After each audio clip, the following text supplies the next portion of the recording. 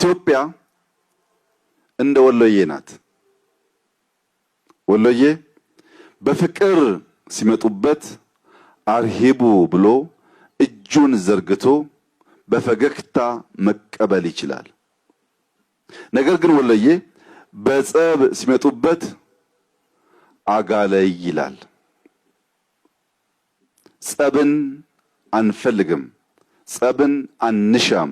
ጸብ ከልማት ጸብ ከብልጽግና ያስተጓጉላል፣ ጉዟችንን ያራዝማል።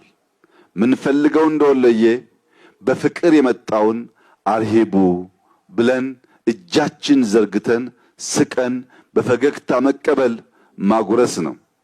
ነገር ግን ኢትዮጵያውያንንና ደማችን ውስጥ አለና በጸብ ከመጡብን ደግሞ አጋለይ እንደወለየ ማለታችን አይቀሬ ነው።